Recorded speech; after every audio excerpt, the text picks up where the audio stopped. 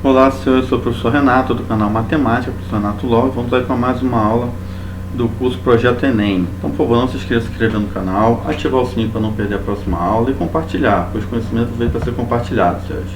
Vamos falar hoje sobre geometria espacial.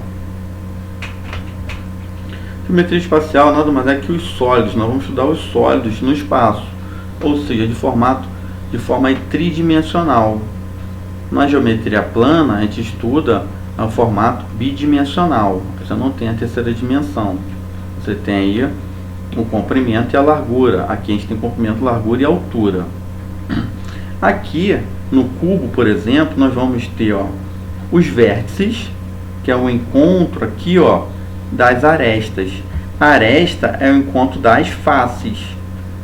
Essa aqui é a face do cubo, são 6 faces quadrangulares. 6 faces quadrangulares. Aí eu tenho a aresta, que é o encontro das faces. E aqui em cima, nesse pontinho, eu tenho o vértice, que é o encontro das arestas. Pela relação de Euler, eu tenho o vértice menos a aresta mais face é igual a 2. Então, através dessa fórmula de Euler, eu consigo achar o número do vértice, o número da aresta ou o número da face.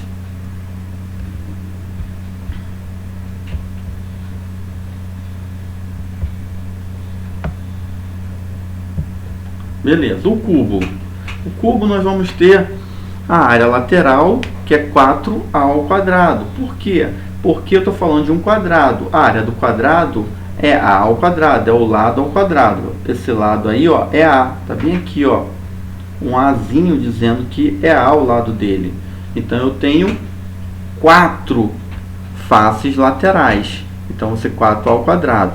Sendo que as bases também são quadradas iguais às laterais. Então a área total é 6A ao quadrado. São todos iguais aí. E o volume é A vezes A vezes A, que é A ao cubo, que nada mais é que o comprimento, largura e altura.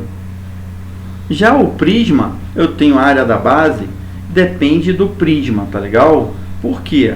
Porque se o prisma tiver a base quadrangular, eu tenho a área da base B ao quadrado.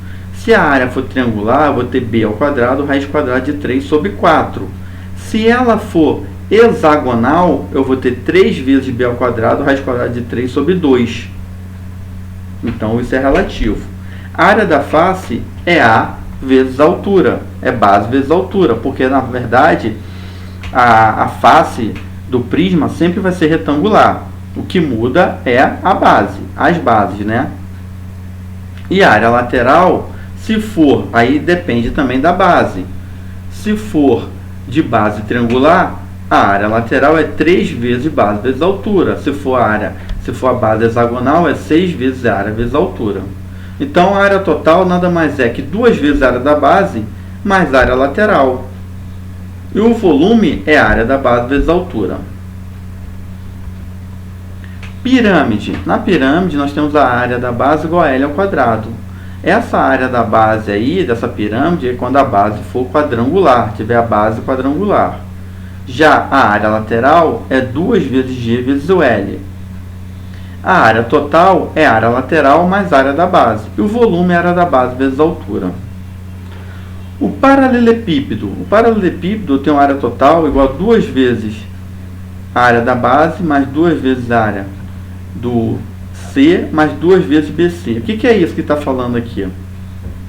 Porque, na verdade, eu tenho retângulos, né? Eu tenho retângulo na face, nas duas faces frontais, eu tenho retângulo nas duas faces laterais e tenho retângulo nas duas bases. Por isso que fica 2 vezes A vezes B, mais 2 vezes A vezes C, mais 2 vezes B vezes C. Bom, é base vezes altura em todas elas. E o volume aí vai ser A vezes B vezes C. O cilindro, eu tenho como base o quê? Um círculo, né? Então, eu vou ter a área da base igual a πr ao quadrado. Já a área lateral é 2πr vezes h. A área total vai ser 2πr vezes r mais h, que é a junção dos dois. E o volume é πr ao quadrado vezes h.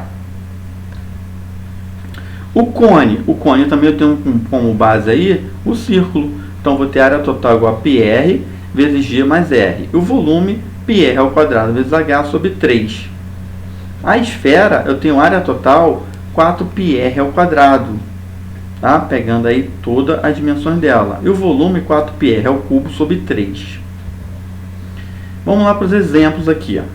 Para resolver o problema de abastecimento de água, foi decidida numa reunião do condomínio. Só um minutinho. Tá, beleza. Foi decidida na reunião do condomínio a construção de uma nova cisterna. A cisterna atual tem formato cilíndrico, com 3 metros de altura e 2 metros de diâmetro. Estimou-se que a nova cisterna deverá comportar 81 metros cúbicos de água, mantendo o formato cilíndrico e a altura da atual. Após a inauguração da nova cisterna, a antiga será desativada. Utilize 3 com aproximação para π. Então, quando eu for substituir o π aí, eu não vou botar 3,14, eu vou botar 3. Qual deve ser o aumento em metros no raio da cisterna para atingir o volume desejado? Então, vamos colocar o volume é igual a πr ao quadrado vezes h. Só que o volume que eu quero é 81, então já vou botar 81. O π é 3, o raio eu não sei e a altura é 3.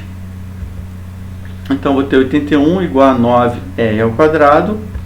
Vou ter 9 igual a r ao quadrado, r igual a 3, porque é r igual a raiz quadrada de 9, que é igual a 3.